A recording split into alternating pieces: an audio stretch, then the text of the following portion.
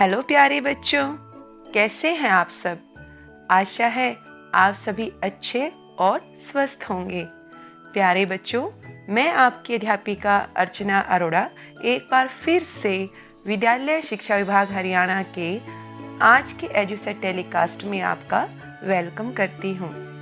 प्यारे बच्चों, आज हम पढ़ेंगे कक्षा 5 विषय परिवेश अध्ययन पाठ 20 अंतरिक्ष की कल्पना। प्यारे बच्चों, यह तो आप जानते ही हैं कि हम पृथ्वी ग्रह पर रहते हैं। हमारी पृथ्वी एक बहुत विशाल ग्रह है। हमें इस पर रहते हुए दिन में सूर्य की रोशनी और रात में तारों व चांद की चांदनी देखने को मिलती है। प्यारे बच्चों, इसके चारों ओर गैसों का आवरण है जिसे वायुमंडल कहते हैं। लेकिन प्यारे बच्चों, इस पृथ्वी के पार एक और क्षेत्र है जिसे हम अंतरिक्ष कहते हैं। सारे ग्रह, तारे, सूर्य, चंद्रमा आदि अंतरिक्ष में ही होते हैं। खगोल विज्ञान के अनुसार अंतरिक्ष एक विशाल क्षेत्र है जो पृथ्वी के वायुमंडल की समाप्ति की सीमा से प्रारंभ होता है। तो प्यारे बच्चों, कभी आपने सोचा कि हमारे ये तारे दिन में कहाँ चले जाते हैं? हमारा चांद कभी हमें छोटा तो कभी बड़ा दिखाई देता है। तो चलिए प्यारे बच्चों, इन्हीं प्रश्नों के उत्तर और कुछ और रोचक जानकारियां हम इस पाठ से पता करेंगे और समझेंगे। तो चलिए शुरू करते हैं अंतरिक्ष की कल्पना। वाह, चमकते तारों से भरा आसमान कितना सुंदर दिख रहा है। मुझे तो चांद तारों को देखना बहुत अच्छा लगता है। मैं तो इन तारों से अलग अलग आकृतियां बनाती रहती हूँ। क्या तुम्हें पता है, आसमान में तारों के अलग अलग कई समूह होते हैं जिन्हें तारामंडल कहते हैं। इनमें से एक समूह है सप्तऋषि तारामंडल। वह देखो, वह जो 7 तारों का समूह दिख रहा है वही सप्तऋषि तारामंडल है। हाँ दीदी, वह तो पतंग जैसा लग रहा है। यह तो बहुत सुंदर है। अच्छा, अब देखो, सप्तऋषि तारामंडल के उन 2 तारों की सीध में जो तारा सबसे ज्यादा चमक रहा है वह ध्रुव तारा है। यह तारा हमेशा उत्तर दिशा में ही होता है। पुराने समय में लोग इसी तारे की मदद से दिशाएं पहचानते थे। लेकिन मुझे तो चांद अच्छा लगता है क्योंकि तारे छोटे होते हैं। रजत, वास्तव में तारे तो बड़े होते हैं और चांद काफी छोटा होता है। हाँ दीदी, मैंने एक किताब में पढ़ा था कि तारे पृथ्वी से बहुत दूर हैं और चांद पृथ्वी के पास है। इसीलिए तारे हमें छोटे दिखाई देते हैं और चांद बड़ा दिखाई देता है। रजत, वह घर देखो, दूर होने के कारण वह कितना छोटा लग रहा है। इसी प्रकार तारे भी छोटे लगते हैं। अच्छा दीदी, तारे दिन में कहाँ चले जाते हैं? ये हमें दिखाई क्यों नहीं देते? क्योंकि दिन के समय सूर्य का प्रकाश बहुत तेज होता है और इसी कारण तारे दिखाई नहीं देते। बच्चों, तुम्हें यह तो पता चल गया कि तारे दिन में क्यों नहीं दिखाई देते। लेकिन क्या तुमने कभी सोचा कि ये दिन और रात होते ही क्यों हैं? नहीं दीदी, क्यों होते हैं?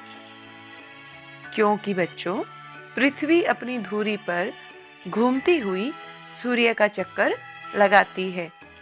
इसे अपना एक चक्कर पूरा करने में 24 घंटे लगते हैं। सूर्य का चक्कर लगाते हुए पृथ्वी का जो हिस्सा सूर्य के सामने होता है, वहां पर दिन, और जिस हिस्से पर सूर्य का प्रकाश नहीं पड़ता, वहां रात होती है।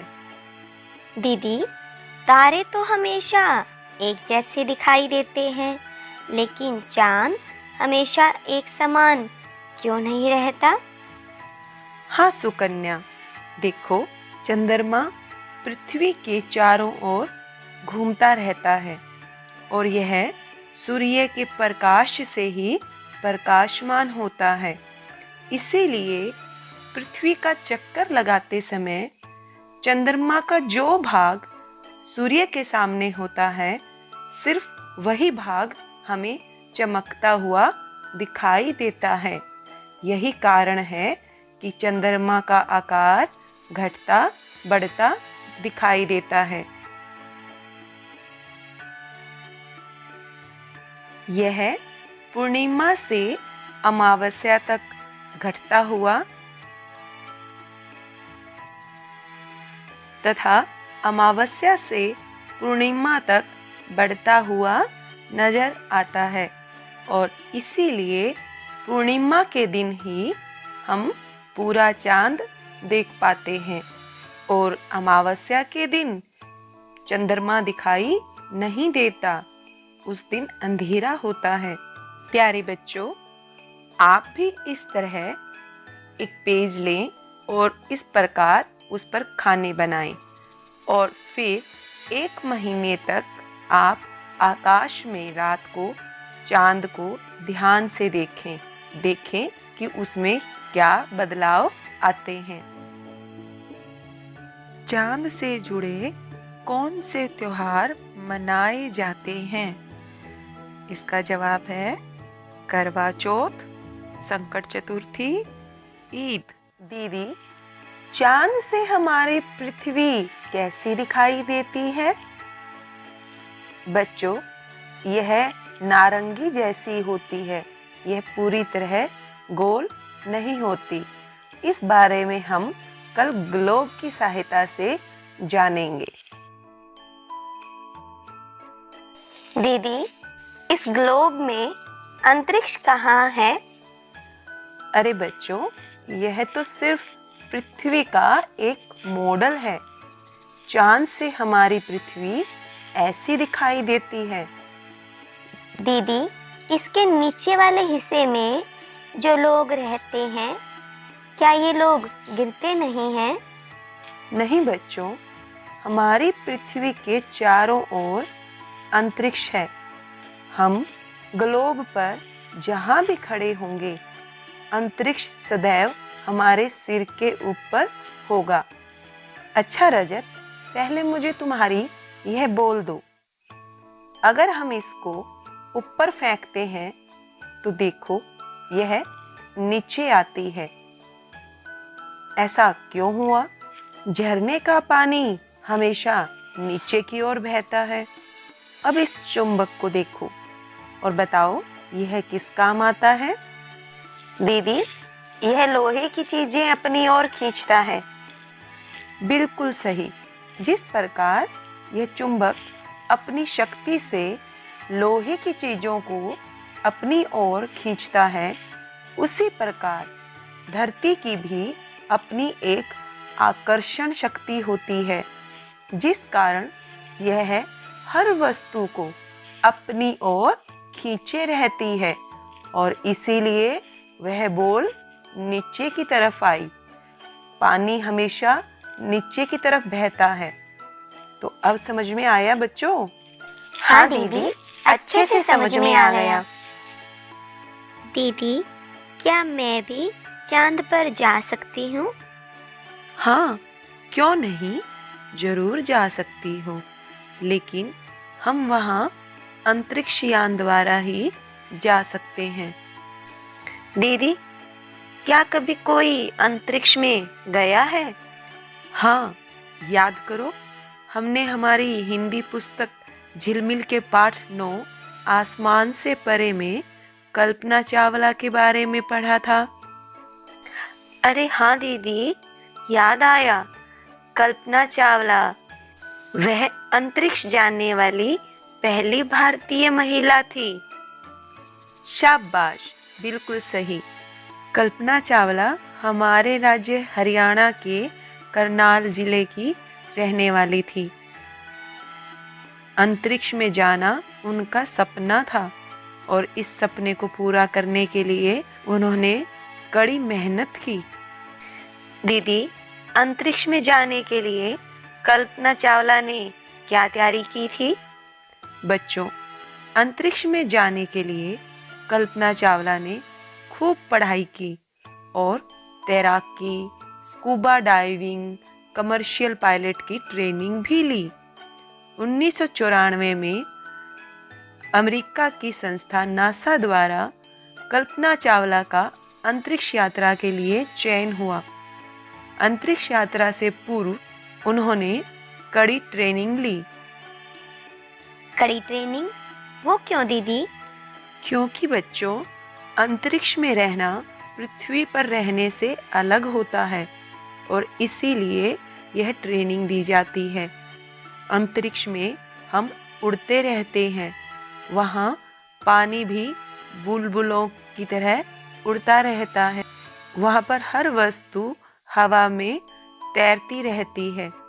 इन फोटोज को देखो, इनमें कल्पना चावला कैसे उड़ रही हैं और इन्हें देखो बच्चों, ये बैंड लगे हुए हैं जिनमें वो पैर फंसा कर एक जगह पर खड़े रह सकते हैं। तो देखो, बाल इसी तरह खड़े रहते हैं। सन 1997 में कल्पना चावला ने अपनी पहली अंतरिक्ष यात्रा की उड़ान भरी। वे वहां पर 16 दिन रही। सन 2003 में कल्पना चावला ने अंतरिक्ष के लिए दोबारा उड़ान भरी, लेकिन दुर्भाग्यवश इस बार उनका अंतरिक्ष यान कोलंबिया दुर्घटनाग्रस्त हो गया और अपने सभी साथियों की तरह कल्पना चावला भी जीवित नहीं लौट सकी।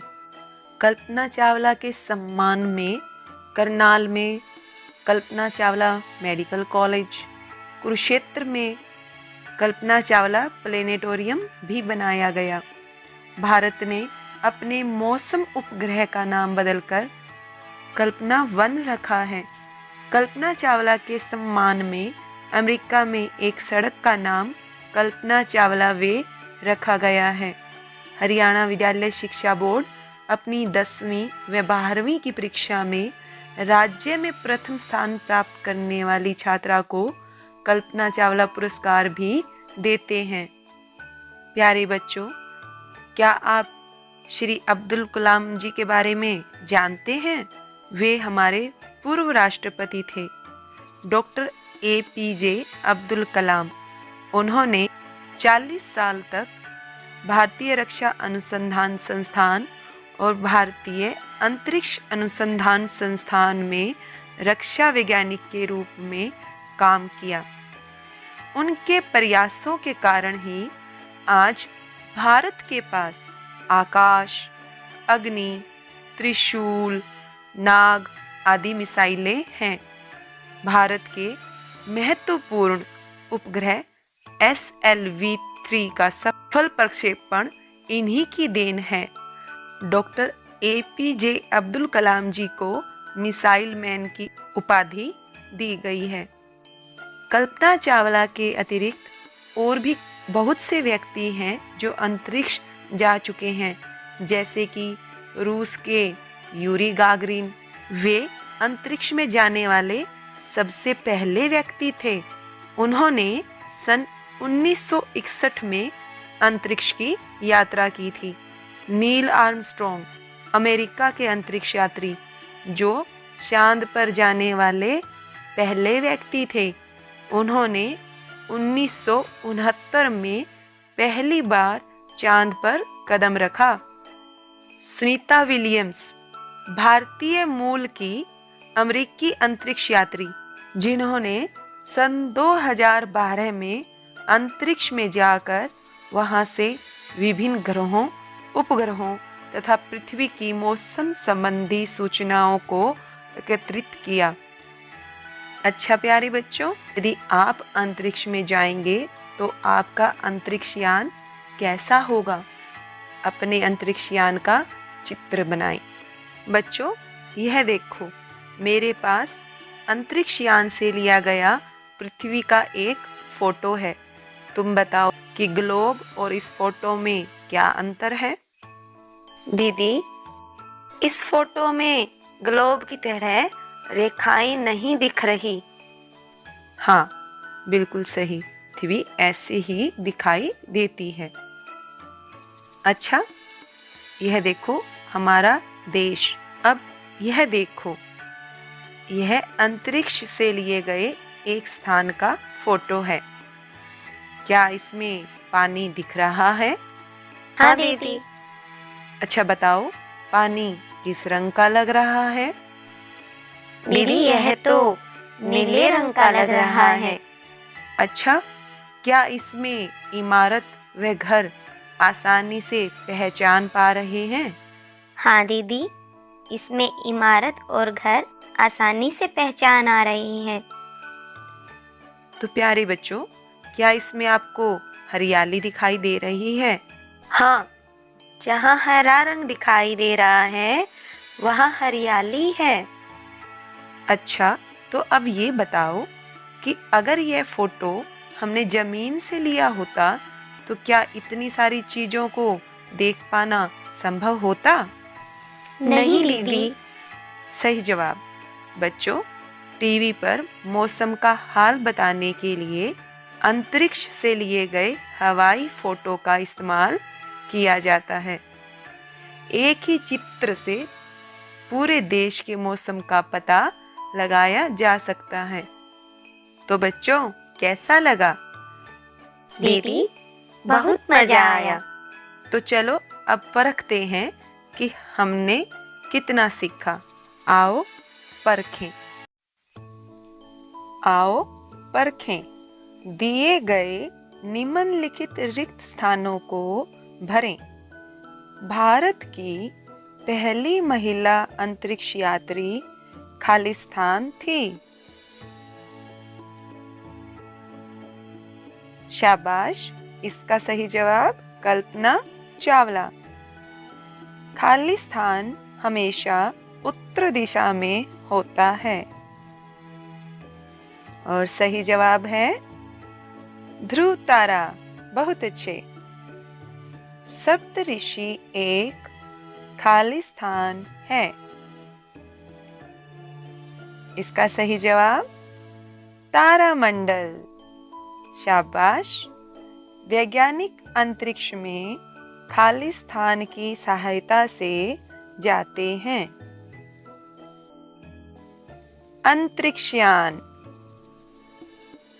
पृथ्वी के जिस भाग पर सूर्य का प्रकाश पड़ता है वहाँ खालिस्तान होता है।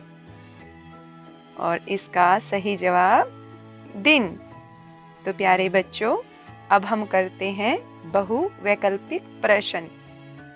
अंतरिक्ष में जाने वाले सबसे पहले यात्री कौन थे? सही जवाब यूरी गागरिन। आसमान में तारों के समूह को क्या कहते हैं? और इसका सही जवाब तारामंडल। पृथ्वी के गोल होने के बाद भी हम क्यों नहीं गिरते हैं? इसका सही जवाब पृथ्वी की आकर्षण शक्ति के कारण। Very good.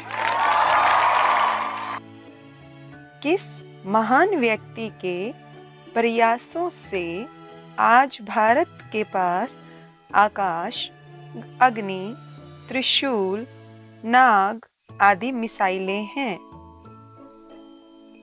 और इसका सही जवाब डॉक्टर एपीजे अब्दुल कलाम। मौसम का हाल बताने के लिए कौन से फोटो अधिक उपयोगी होंगे? शाबाश, इसका सही जवाब हवाई जहाज से खींचे गए फोटो।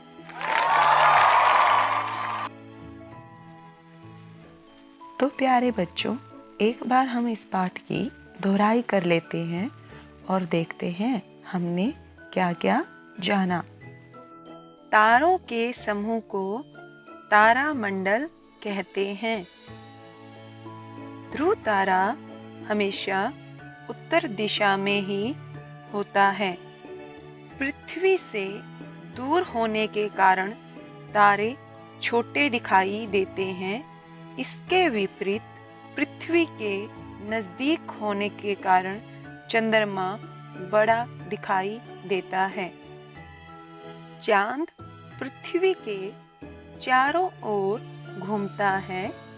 इसी वजह से पूर्णिमा से अमावस्या तक चांद का आकार घटता हुआ तथा अमावस्या से पूर्णिमा तक बढ़ता हुआ नजर आता है। दिन में सूर्य के प्रकाश के कारण तारे दिखाई नहीं देते।